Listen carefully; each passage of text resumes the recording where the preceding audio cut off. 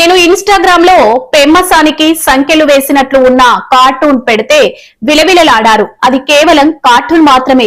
రేపు జగనన్న ప్రభుత్వం వచ్చాక నిన్ను నేరస్తుడిగా చట్టబద్ధంగా సంఖ్యలు వేసి నిలబట్టేంత వరకు నిద్రపోను అని మాజీ మంత్రి అంబటి రాంబాబు అన్నారు.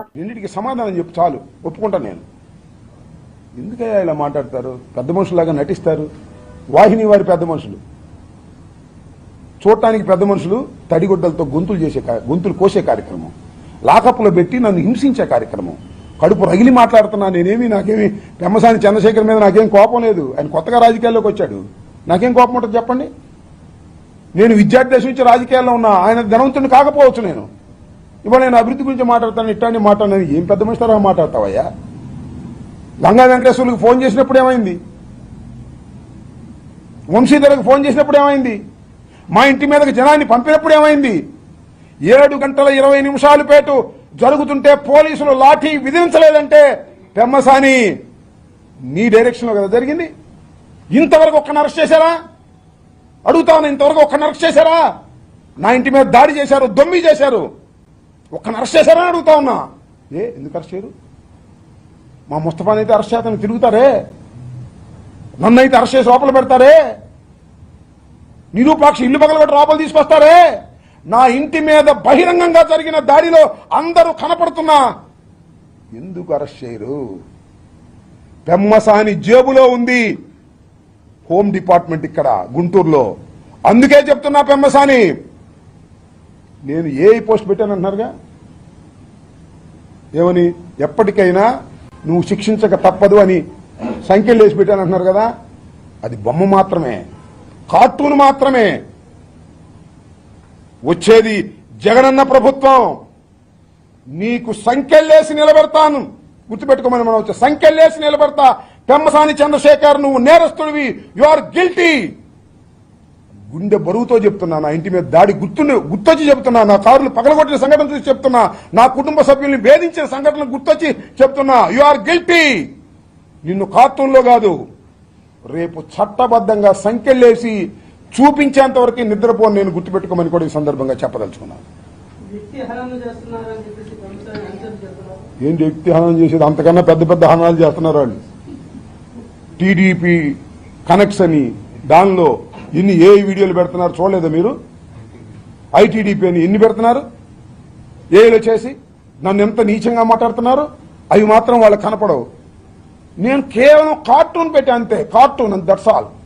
ఇవాళకి ఉంది, నేను తీసేసాను అనుకున్నారు. నేను తీలా, వాళ్ళు తీశారు. ఇన్స్టా ఆపించాను నా చేత, నా ఇన్స్టా ఆపించారు.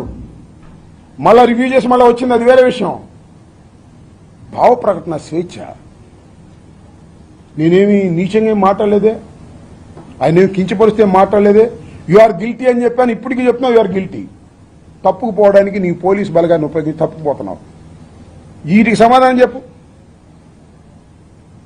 గంగా వెంకటేశ్వరికి, ఆయన పేరేంటి, వంశీధర్కి నీ ఫోన్ వెళ్ళలేదని చెప్పు.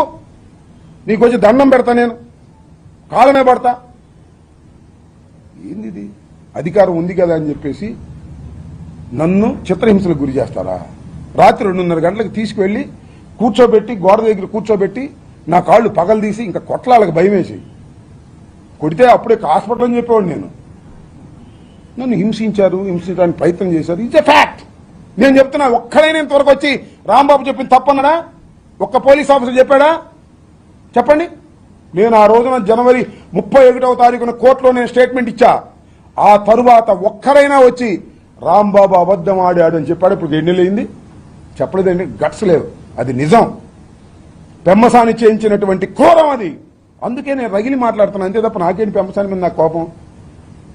నేను ఎంత అతను ముందు ధనంలో చూస్తే సీనియర్ నవ్వచ్చు. 1000 కోట్లు ఉన్నాయి అమెరికాలో. తప్పు కదా ఇది, అన్యాయం కదా. అన్యాయం గురించి మాట్లాడకూడదా నేను? అన్యాయం గురించి చెప్పకూడదా నేను? ఏంటిది? రాత్రిపూడు చిల్లు ఎత్తుకుతారు, మహిళలను చూడుకోకుండా దబాయించి. నీ పోలీసులైనా? ఆ రామస్వామి నీవాడేనా? రామస్వామి ఆయన పేరేంటి? నారాయణ స్వామి నీవాడు. గంగా వెంకటేశ్వర నీవాడు. ఈయన పేరేంటి? వంశీధర్ నీవాడు.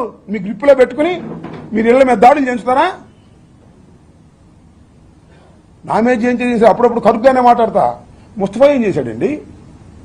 సాధు జంతువు కాదా ముస్తఫా? చెప్పండి నాకు. ఆయన తెలియపోవచ్చు ఎవరికి, కొత్తగా వచ్చాడు కాబట్టి అమెరికా నుంచి ఈ ల్యాండ్ మీదకి. ముస్తఫా సాధు జంతువా కాదా చెప్పండి నాకు. ఈ గుంటూరులో ఉన్నటువంటి రాజకీయ నాయకులు, తెలుగుదేశం వాళ్ళు కూడా అడుగుతున్నా, ఎప్పుడైనా ముస్తఫా కరుగ్గా మాట్లాడిన సందర్భం ఉందా? కరుగ్గా యాక్ట్ చేసే సందర్భం ఉందా? మిమ్మల్ని అసలు ఎప్పుడైనా విమర్శించిన సందర్భం ఉందా? మిమ్మల్ని కూడా అయ్యా బాబు అని నమస్కారం పెడతాడు. మేము తప్పకపోయినా అయ్యా బాబు అని నమస్కారం పెడతాడు. నేను శాసనసభలో కూడా చూశా. తెలుగుదేశం దగ్గర నమస్కారం పెడతాడు. అందరితో మంచిగా ఉండాలి అతని అభిప్రాయం, అతని మనస్తత్వం. అతని మీద కక్ష ఏంటి నాకు అర్థం కాలేదు. కిడ్నాప్ కేసు పెడతారు, ఎస్సీ ఎస్టీ కేసు పెడతారు, తిరునాడు శివన్ పెడతారు, వెతుకుతారు, దొరికితే బహుమతి ఇస్తామంటారు. మామూలుగా వాడు రౌడీ షీటర్లను పెడతారే, ఫోటోలు పెట్టి అట్లా పెడతారా? 10 సార్లు ఎమ్మెల్యే చేశాడయా.